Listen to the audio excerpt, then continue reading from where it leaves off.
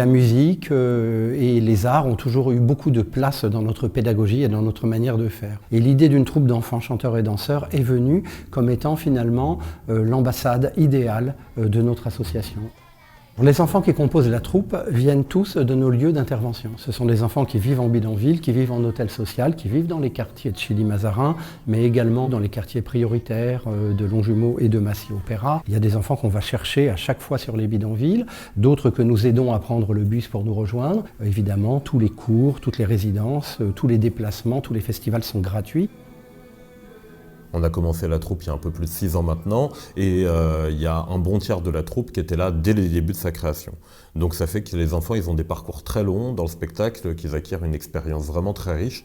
Quand ils vont arriver au début, très rapidement on va les mettre sur scène, même s'ils n'ont pas de compétences, même si ils connaissent qu'un tout petit peu quelques morceaux du spectacle, parce que la première fois qu'on va les faire monter sur scène, ça va créer un choc vraiment narcissique. C'est des enfants qui parfois sont très dégradés dans leur image d'eux-mêmes, et le fait de se mettre en valeur comme ça d'un seul coup face à tout un public qui va les applaudir, ça va créer quelque chose de très très riche, et ça va être la base de notre travail après. C'est ça qui va consolider l'envie de continuer à monter sur scène, de continuer à travailler, de travailler sur soi et avec les autres.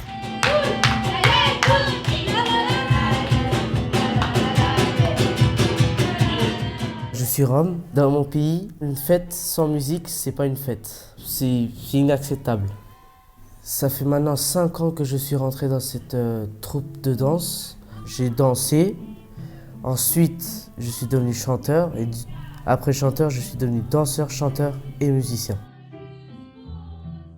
Mes parents ils sont fiers de moi que je danse, je sais pratiquer ma culture et jouer ma culture aussi. Ça m'a rapporté d'une nouvelle connaissance de ma culture que je ne connaissais pas encore. Demi-point de talon, comme si on voulait courir sur place. Allez, on court, on y va. Sans soulever les pieds, on ne soulève pas les pieds. Comme l'adulte. Je suis chorégraphe spécialisée dans les danses tziganes. Donc j'apporte des choses pour leur transmettre les variétés des styles. On ne danse pas de la même façon en Roumanie, en Russie, en Turquie. Les plus habitués, les plus anciens et les plus grands savent déjà comment transmettre, comment organiser. Et il y a un relais qui se fait. Pour être fier de monter sur scène et présenter son travail, ça demande des heures et des heures de répétition et de refaire d'un point de vue éducatif, pédagogique, c'est très important. Je les vois énormément s'épanouir, déjà dans le fait d'accepter d'être dans ce groupe et être accepté par le groupe, être devant un public, mais aussi corporellement, il y a pour beaucoup, il y a quelque chose qui s'ouvre, ils prennent conscience de leur espace, enfin ça les structure énormément.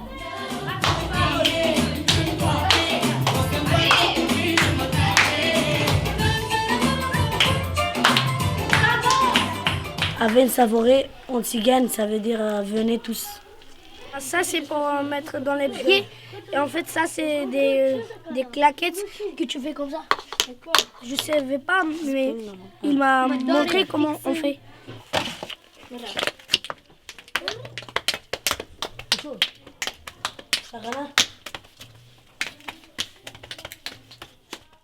Il n'y a pas d'endroit pour faire de la musique gratuit. Les enfants des bidonvilles ne peuvent pas en faire autre part qu'Aven Savoré. Pareil, les enfants de mon quartier. J'ai découvert les tziganes et la musique tzigane au fur et à mesure. Et maintenant, je parle un petit peu.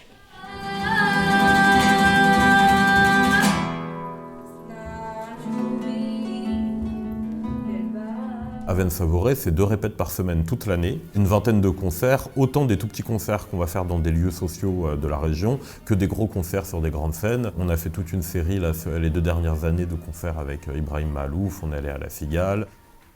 On a fait un spectacle, on était devant 14 000 personnes. Je me suis senti une star. Aven Savoré a véritablement une vie de troupe. Bien souvent, les enfants peuvent passer des résidences ensemble, des festivals, ils dorment ensemble. Donc les relations à l'intérieur des membres de la troupe est essentielle, y compris avec les adultes qui les accompagnent. Et du coup, tout ce qui concerne la troupe est partagé. Les informations, les projets, l'organisation du temps, de l'espace, tout ça, c'est quelque chose qui est débattu collectivement et chaque enfant participe aux décisions qui sont prises, à l'orientation de la troupe. On essaie de faire en sorte que tout le monde ait quelque chose à apporter dans le spectacle et on essaie vraiment de déconstruire ensemble avec des éléments qui viennent un peu de tout le monde et qui font que chacun trouve un sens à ce qu'il est en train de faire.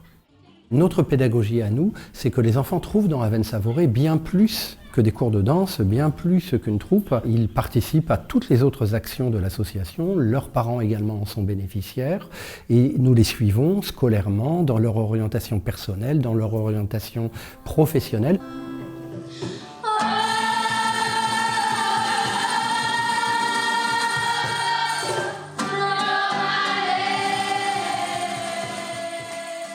Aujourd'hui, notre principal besoin, c'est de pouvoir accéder à des scènes plus importantes, de pouvoir participer à des festivals.